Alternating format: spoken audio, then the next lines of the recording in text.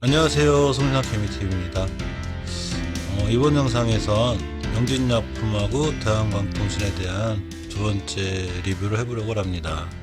영상 시청에 앞서 구독과 좋아요, 알림 설정 부탁드리고요. 저희 송상케미TV에 멤버십으로 가입하시면 일단 동영상 시청 업로드와 동시에 시청이 가능해요.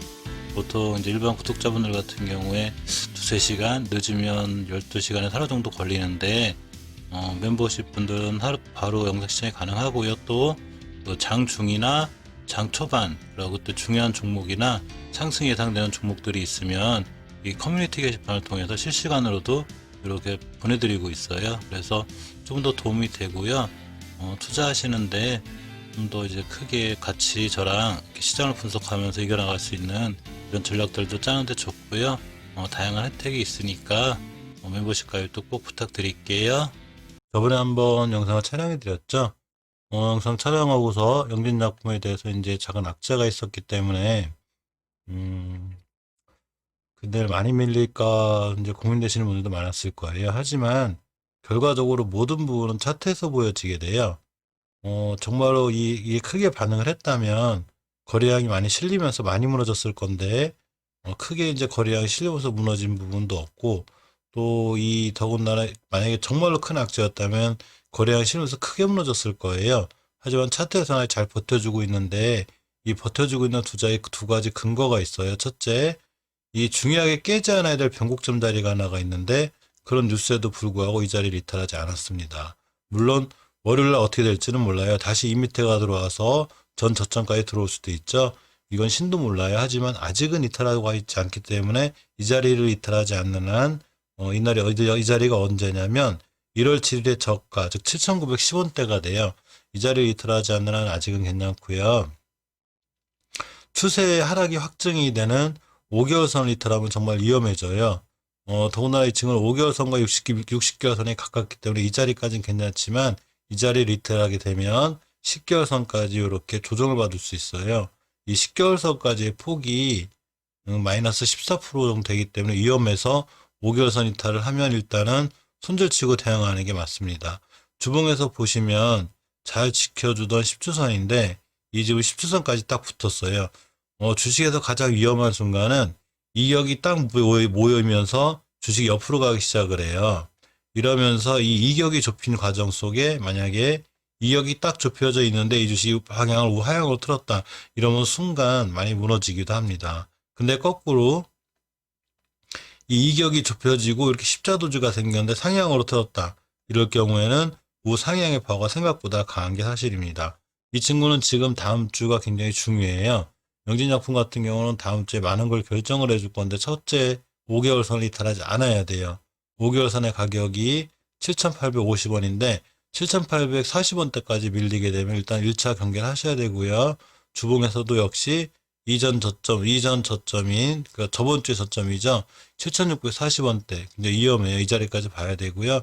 일봉에서 이제 가장 타이트하게 일단은 이 자리 첫 번째 지켜줘야 될 밑에 5일선에 대한 변곡점이 있어요. 이 자리를 이탈하게 되면 위험하다는 거. 이 가격 역시 이 저가인 7,910원대가 돼요. 즉 7,910원대를 깨면 첫 번째 경계선상에 있어야 되고요. 물론 이렇게 좀 쌀 때 사신 분들이야 그냥 짧게 차익 실현하고 나온 다음에 다시 돌아 나갈 때 매수하셔도 이제 늦진 않는데 높이 사신 분들은 좀 손실이 있어도 어쨌거나 이 중요한 자리들을 깨면 손절치고 일단 지켜보는 게 맞아요. 물론 손절친 다음에 몇 번 말씀드리지만 저 같은 경우도 손절치고 나서 다음날 상한가 가는 것도 있고 올라가는 것도 있고 많아요. 그 모든 걸 맞출 수가 없어요. 이게 가장 합리적입니다. 이걸 다 맞출 수 있거나 정답을 알아내는 사람이 있다면 정말로 평생 먹고 사는 거죠. 주식으로 못 먹고 산다는 건 아니지만 엄청나게 세계 제일 부자가 돼 있을 거예요. 그렇기 때문에 그런 건 불가능하고 단지 대응의 영역에 있는 건데 죄송합니다. 대응 영역에 있는 건데 이 대응의 영역을 할 때 바로 이렇게 이 중요한 변곡점들을 이탈하지 않아야 되는 것. 이탈하면 일단 손절치고 다음에 돌아 나갈 때 매수해도 되니까 이탈하지 않는 게 무엇보다 중요하고 월봉에서는 5개월선을 이탈하지 않는 것. 주봉에서는 저번 주 주봉의 전저점 이걸 이탈하지 않아야지만 이 주식은 새로운 반등이 예상된다는 게 가장 합리적인 생각입니다. 지금 영준약품이 밀리는 거는 물론 그런 악재도 있지만 지금 아까 그 녹십자세 설명할 때 말씀드렸듯이 전체적으로 지금 그 제약주들이 다 조정을 거치고 있어요.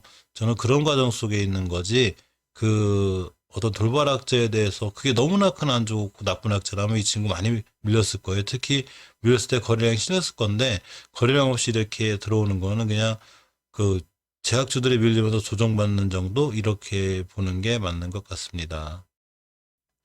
다음 종목은 이제 대한광통신인데요. 대한광통신도 제가 한번 영진약품직을 다 올려드렸는데 이 종목이 참 좋아 보여요. 월봉에서 보시면 이렇게 그 외바닥, 그러니까 3월 달에 우리나라 전 주식이 밀렸을 때 같이 밀린 이렇게 외바닥 탈출형이었고요. 이렇게 지금 박스권에 있어요.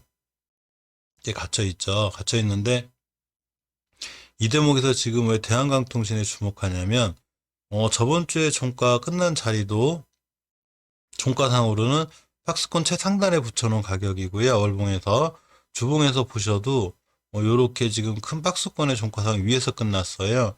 이 대목을 일봉에서 잘 볼 필요가 있는데 일봉에서 좀 지루하게 못 뚫던 자리가 하나가 있어요. 이 첫 번째 이 변곡점은 사실 언제 뚫었냐면 1월 6일 날 1월 6일 날 뚫었길래 제가 이 친구에 대해서 1월 6일 날 영진약품과 같이 좀 주목을 해야 되지 않을까 이렇게 영상을 찍어드렸는데 이 자리가 돼요. 즉 주식은 가장 좋은 패턴이 저 같은 경우 스윙 관점에서 이렇게 황금일선 이렇게 황금일선 돌파하고 나갈 때 이때를 제일 중요하게 보고 두 번째 중요하게 볼 때가 이렇게 박스권과 이 변곡점을 돌파해서 안착했을 때예요. 즉 1월 6일 날 돌파 시도 실패했지만 1월 7일 날 이쁘게 음봉을 안착했죠. 전 사실 이 친구 1월 8일 날 그냥 급등할 줄 알았어요. 근데 주식이라는 게 참 신기한 게 이 황금일선에 대한 변곡점이 또 있어요. 이렇게 여기 이걸 맞고 좀 지지부진하더라고요. 그렇지만 이번 일에는 이것도 다 뚫어놓고 전고점 근처에 다 뚫어놓는 이런 좋은 현상이 있었죠. 따라서 이 친구는 이제 이 황금일선에 대한 변곡점이 이렇다면 떨어지지 않으면 돼요. 그러면 5일선이 따라 올라가고 월요일 날 좀 떠서 출발한다 하더라도 5일선 근처까지 찍고 나간다든가 이 1월 8일에 종가를 훼손하지 않는 선상에서 올라가 주면 그 다음 변곡점인 4,300원대 여기까지 보여요. 1차 목표가가 되겠죠. 가끔 오버슈팅 나오니까 이거에 대한 전 고점이 10월 20일 날 최고점이 하나 생겼는데 이 가격이 4,530원이에요. 여기까지 1차 목표가가 보이기는 해요. 주봉에서도 보시면 추세가 이제 여기서 이 긴 횡보 이게 긴 횡보에 대한 이 변곡점 위에서 이제 다 뚫어놓은 거기 때문에 여기를 빠이빠이 해놓은 거예요. 나이 밑으로 안 가면 안 될까? 이제 그만 올라가주면 안 될까? 해서 이렇게 뚫어놨기 때문에 이 위에서의 모습이 좋아 보여요. 이거에 대한 근거는 거래량으로 볼 수가 있는데 저렇게 저런 자리 갖다 놨더라도 거래량이 없으면 사실 실패 확률이 높은데 이렇게 저번 주에 거래량이 실렸습니다. 더군다나 이렇게 5주 동안 거래량이 거의 없을 정도로 옆으로 가던 주식이 뭔가 변화가 생긴 거죠. 거래량과 거래 대금의 변화는 꽤 중요해요. 그래서 일봉에서 보시면 이게 잔잔하던 거래량 속에 이틀 동안 거래량이 딱 들어왔죠. 음봉으로 떨어진 하루만 거래량이 작았습니다.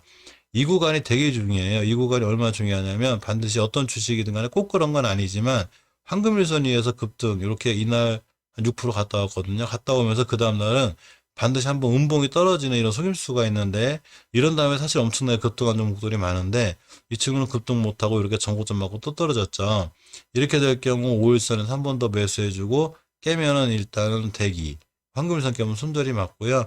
이런 손실도 감당이 할 정도로 난 손절이 빠르다 하신 분들은 바로 이 5일선 깨면 손절했다가 황금일선 딛고 돌아 나갈 때 다시 재매수하는 전략이 되게 좋아요. 재매수를 할 수 있는 근거는 바로 월봉에 있는데 월봉에서 이렇게 엄청 높은 위치가 아니기 때문에 쫓아가서 하는 개념이 아니고 월봉 박스권 옆으로 갈 때 분할 매수를 하는 이런 개념이 돼요. 즉 저점에서 모아가는 주식이 되는 거지 쫓아가서 매수하는 형식이 아니기 때문에 이 근처의 매수는 굉장히 좋아 보입니다. 그렇지만 이제 일봉에서 만약에 월요일날 이렇게 높이 떠서 출발할 때 하면은 이거는 쫓아가는 매수가 돼요. 그러니까 철저하게 5일선 근처 또는 여기 전고점 전일의 종가를 훼손하지 않는 위치 이 가격 왜냐면 이 황금일선에 대한 변곡점이 있는데 이 자리를 뚫었다는 얘기는 이 위에서 많이 높게 출발할 수 있으니까 여기까지의 기준을 잡고 요 사이에서 분할 매수 또는 이렇게 적당히 매수해서 이 5일선 깨면 손절할 각오로 대응하는 게 좋습니다. 다른 분들은 잘 모르겠지만 저 같은 경우는 항상 손절을 생각하고 일단 주식을 매수해요. 그러니까 이 친구는 이 변곡점을 뚫어놨으니까 이 자리가 5일선 정도 되겠다. 5일선이 따라 올라갈 건데 그 근처에서 매수를 해서 5일선을 깨면 일단 손절하고 다시 생각하자. 이렇게 하면은 거의 정확한 매수 매도법이 되고요. 실적으로 이렇게 거래했을 때 10번에서 10번을 잡으면 7, 8번 정도는 거의 성공을 하고 두세 번 정도는 실질적으로 이 선을 깨기도 해요. 그만큼 주식이 힘들어요. 그러니까 100점 만점 꼭 이렇게 되는 형태에서는 이렇게 될 거야. 이런 건 없어요. 그렇지만 확률적으로 확률에 기인해서 이렇게 변곡점을 뚫어놓을 때 급등할 확률이 높고 깨면 떨어지기 때문에 이 변곡점의 기준을 놓고 대응을 하는 게 가장 정확한 방법이에요. 대한광통신 같은 경우는 일단 월봉의 추세가 살아있는데 가격이 낮고 주봉에서 옆으로 가는 긴 구간을 뚫었는데 이때 바로 이 거래량이 생겼다는 거, 이게 좋은 지표인 거예요. 그래서 이걸 기준으로 일봉에서 매수 타이밍을 잡고 들어가면 상당히 괜찮아 보이지 않을까 이렇게 생각이 되었습니다. 그래서 저번에 6% 정도 올라갔을 때 영상을 찍어 드렸고 근데 그 찍은 다음에 요날 하루 다음날 이렇게 하루 음봉이 떨어지길래 이 친구가 조정이 오는구나 하루 그래놓고 봤더니 다음날 다시 한번 또 5, 6% 올라가는 이런 모습을 보인 거죠. 추후에 관심을 갖고 지켜볼 필요가 있을 것 같습니다. 이상 영진약품 대한광통지에서 알아봤고요. 영진약품의 악재에 대해서 걱정하시는 분들이 많아서 결국 그 악재가 시장에 이제 이 차트에 반영이 되면 갑자기 10주선을 깬다든가 일봉에서 거래량이 실리면서 떨어진다든가 이러면 굉장히 위험해요. 이럴 때는 당연히 손절치고 다음 기회를 노려보는 게 좀 더 정확한 방법 같습니다. 이상 영상 끝까지 시청해주셔서 감사드립니다.